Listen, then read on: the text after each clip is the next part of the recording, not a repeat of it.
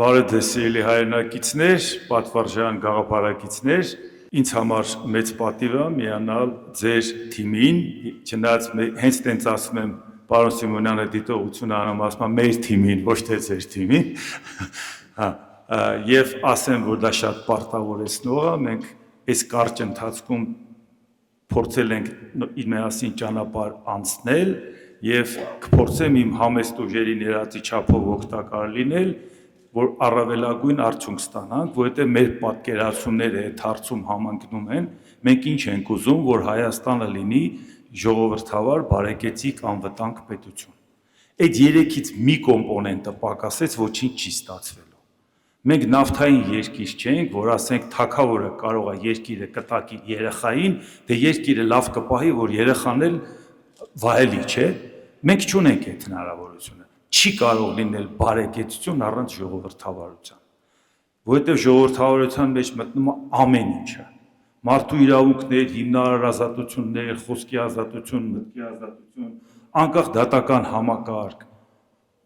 ներդրումային միջավայր տնտեսության համար, մրցակցային տնտեսություն, այդ բոլորը գալիս է, չունես ժողովրդավարություն, չունես մնացածը։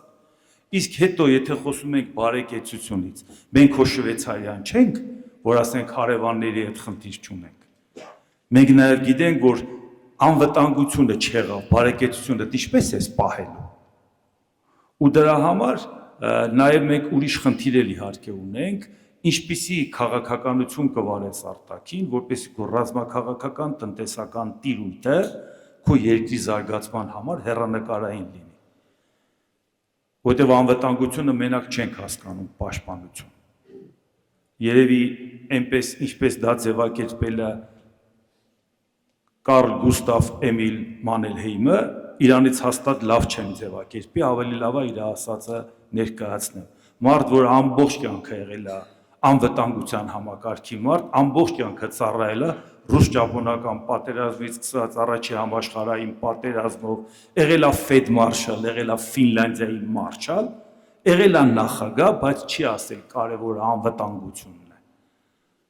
Ասել է մինչև մեծ ծախսեր անելը անվտանգության համար, մարդկանց համար ստեղծի այնպիսի պայմաններ, որի համար արժե պահպանել դա։ Ու նա ի նկատի չի ունեցել բարեկեցիկ պայմաններ, այդ համընդհանուր ամեն ինչը։ Երբ որ մենք այս խնդիրը պատկերացնելով հասկանում ենք, որ եթե մեզ օտարացնում են մեր պետությունից, նպատակ ունեն։ Եթե ուղղակի մտածում են, որ ասենք դե լավ, մեր ինչին է պետք։ Դա հատուկ նպատակային ծրագիր է, որովհետև շատ դժվար է կռվել մի մարդու հետ, որը ծրագիր ունի իր երկրի զարգացման համար։ Շատ դժվար է կոտրել մի մարդու, որն ասում է Հայաստանը համայն հայության հայրենիքն է, որ սփյուռքը պետք է ներգրավված լինի, ոչ թե ասենք գնացեք ձեր գործերով զբաղվեք, մենք էլ մեր գործերով զբաղվենք։ Որ նա առավոտ քնից արթնանա, մտածի ինչ անելու իր հայրենիքի համար, որովհետև չկա հայրենիքը, չկա համայն հայության մերանը, վաղ թե ուշ ասիմիլացվելու է։ Սա էլ մեզ համար խնդիր է։ Այսօր մենք մի կարևոր խնդրի առաջ ենք կանգնած, որ մեր բոլորի առաքելությունն է, որովհետև քաղաքական կապիտալը խանութ չի, որ կտակենք մեր երեխային։ Քաղաքական կապիտալի ժառանգորդը թիմակիցներն են, գաղափարակիցներն են։ Ինչ որ հիմքը դրեցինք, հանձնելու է հաջորդին։ Այս կուսակցությունը ինչ հիմք դրեց, շարունակելու են մյուսները։ Ինչ ենք դնում, որպեսզի հայտնի արտահայտության առումով պարտավորված լինենք բոլորի առաջ, որ հայրենիքը ոչ թե ժառանգություն ենք ստացել մեր նախորդներից, այլ պարտք ենք վերցրել մեր հետնորդներից։ Ինչ ենք հանձնելու հետնորդներին, ինչ երեսով ենք հանձնելու հետնորդներին։ Այս է հարցը, որ շատ լուրջ անելիք է, եւ եթե ես այդ ներուժը չտեսնեի ձեր մեջ, հաստատ այն մարդիկ, ովքեր իմ հրապարակային գործունեությանը հետևում են, կհասկանային, որ կարող է ուրիշ բան մտածեի ու դժվար չէր մտածեի։ Բայց տեսնելով այդ ներուժը, տեսնելով այդ կուսակցության ղեկավարին, որը որ իր կենսագրությամբ, գիտական մարդ, գիտական մտքով, ակադեմիական մտքով, իր վրա բեռ չկա Արցախի վատ բանակցությունների, իր վրա բեռ չկա պաշտպանության նախարարության փողերն ուտելու, ամբողջ հավաքական թեկուզ բոլորի սխալները կարող է մարդը ուսումնասիրել գիտնական ելնելով եւ ներկայացնել ծրագիր հայեցակարգ դրա համար էլ ընտրել մարդիկ ով դա կարողանան անել առաջինը լա իմանաս ինչ ես ուզում հիմնարկը ձևակերպի որ նոր կադրեր մանգաս հաստիքը ձևակերպի որ կադրը մանգաս ինչ խնդիր ես քո առաջ դրել որ ըստ դրա ինչ կադրեր ես մանգալի Երբ որ տարբեր բնակավարների կայացած մարդիկ այստեղ տեսնում եք, դա գալիս է նրանից, որ եթե ստրատեգիական խնդիր դնես, այդ խնդիրը կլուծես։ Եթե մեզ մոտ այսօր ասում են, որ մենք այդ ժողովրդավարություն, բարեկեցություն, անվտանգությունը կունենանք մնալով ԵԱՏՄ-ում կամ ՀԱՊԿ-ում, թեկուզ սառեցված, մենք չենք հավատում։ Որտեւ ասում եք չես կարող Լուկաշենկոյի եւ Պուտինի ընտանեկան համակարգում դու կարողանաս մեկ առանձին վերցրած պետություն մեջ այդ ստանդարտը ապահովես։ Մի խնդիր էլ ուղղակի ասեմ, շատ ձեզ չհոգնեցնեմ, տեսեք, կոմունիստներն եկան Աստծուն մերժեցին։ Աստված ասում էին, որ մի քիչ վատ կհագնվես, մի քիչ կուտես, Աստծո պատվիրաններին կհետևես ու կգնաս դրախտ։ Մարդիկ հասկանում են, հեռանկարային ծրագիր ունեին դրախտ գնալու, իրան այլ ձևով էին ապրում։ Եկան կոմունիստներն ասին միամիտ մարդիկ եք, դրախտը երկրի վրա է, ինչ երկինք, կոմունիզմ, հիմա կառուցում եք, մի քիչ վատ կապրեք, մի քիչ վատ կսնվեք, ոչինչ, պետք չի մրցակցության մեջ մտնել, մի քանիսին կգնդակահարենք, մի քանիսին այդ ձերի կաշխատացնենք, կոմունիզմը կկառուցենք։ Դա կենսունակ չէ, դա քանդվեց։ Մենք տեսանք, այդ պետությունը, այդ համակարգը կենսունակ չէր, բայց ինչ ստացվեց։ Աստծուն մերժելուց հետո կոմունիստներին մերժեցինք եւ ստացանք մի հատ նյութապաշտ հասարակություն, որը ոչ մի հեռանկարային ապագա բան չի տեսնում։ Որ չի ասում այսօր կարող ենք մի հարցում ես զուսպլնել, մեր հասարակության, մեր պետության համար մի բան անել, որ վաղը արժեք լինի։ Եթե նույնիսկ համարենք 20 տարի ապետ, որ մենք դառնանք Եվրամիության անդամ, գոնե 20 տարվա ծրագիր ենք իրար հետ մտածում։ Չենք ասում, չէ, այսօր թիթեռի կյանքով, այսօր ինչ ապրեցինք դա է։ Բայց չենք մտածում, եթե մեզ ասում են ապագան այսօր է։ Դուք ապագա հայ ժողովուրդ են ասներ, որը որ երեխան չծնված գիտեր, որ դպրոց է գնալու, որ բուհ է գնալու եւ որ հարևան երեխու հետ է փսակվելու։ Ինչ կատարվեց այս ազգի հետ, որ մի օրով ենք ապրում։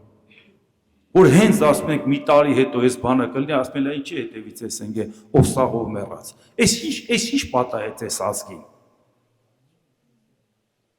Ով էսպես աղոթեց, որ հիմա մենք հեռանկարային ոչ մի բանից չենք խոսում։ Ու ասում ենք, եթե դա աշներս չտեսավ, դա իրատեսական չի։ Դա հատուկ նպատակային բան է։ Մարդիկ, ովքեր տեսլական չունեն, իրանց չունեցած տեսլականը տարածեն բոլորիս վրա, որտեղ իրանք չունեն։ Ոնց կարող է պատահ ինքը մտածի մեկ ուրիշը ունի։ Ու այստեղ շատ անելիք կա, եւ ես հավատացնում եմ ձեզ, որ շատ լուրջ, շատ ծանր բեռ կա բոլորիս ուսերին, եւ կարծում եմ, որ մենք պատվով դա կկատարենք եւ կապացուցենք, որ չկա տենց ամբիցիա, բացի մեր պետության զարգացման ամբիցիան, ինչ անձնական ամբիցիա, դիշ միամիտ բաներ ենք խոսում։ Մի պետությունն է, որի համախառն ներքին արդյունքը մի հատ Քիփլիկ ֆիրմայի փողից քիչ է, արտասահմանյան։ Այդ ինչ ամբիցիայից ենք խոսում։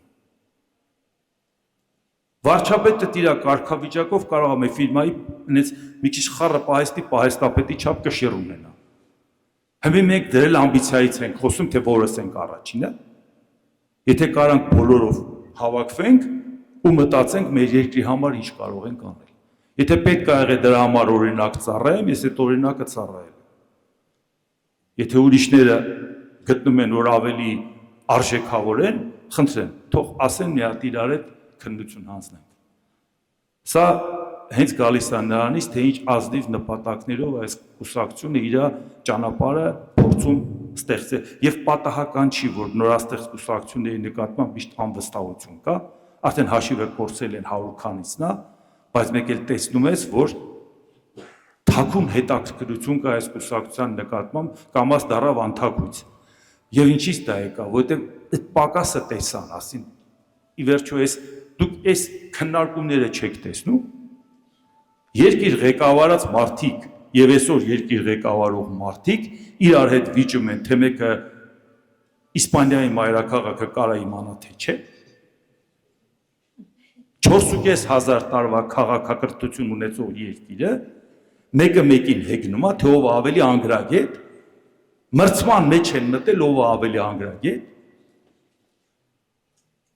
եւ այդ արդյունքում, բայց այդ պակասներ չէ, որ նորաստեղծ կուսակցության նկատմամբ ժողովրդի մոտ հետաքրքրություն առաջացավ։ Բա ասում են մեր ժողովուրդը տենց բաներ չի սիրում։ Բայց այդ չի ասիրում։ Բայց ինչի ամբողջ օրը իր կյանքի 40 քանի րոպեն նվիրում, որ ինձ լսի։ Բայց ինչի՞ չի գնում ուրիշներին լսում։ Բայց ինչի՞ գտնում, որ մեր երկիրին կարող է օգտակար լինի Գուրգեն Սիմոնյանը։ Բայց ինչի՞ այդ 100 քանից ինչի ասում։ Ուրեմն մենք ինքներս մեզանից բան չներկայացնելով, ուզում ենք ժողովրդին թերագնահատելով, ասում ենք իջնենք իրանց մակարդակին, որ ժողովուրդը մեզ լավ հասկանա։ Լավ այդ հարցնենք, իսկ դու մակարդակում ես, այդ ուր ես իջնում։ Էնա իջացես եմ։ Ես դրա համար ասում եմ, որ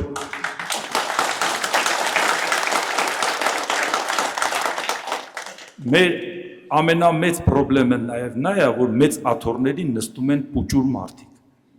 Եվ նրանց ղեկավարածը, մեր կառավարածը տեսնում ենք։ Դրա համար ես կարծում եմ, որ մենք կապացուցենք, որ կարող ենք իրավիճակ փոխել։ Ինչքան որ կստացվի, մեր ուժերի ներածի չափով կարող ենք իրավիճակ փոխել բոլորով միասին Գուրգեն Սիմոնյանի գլխավորությամբ։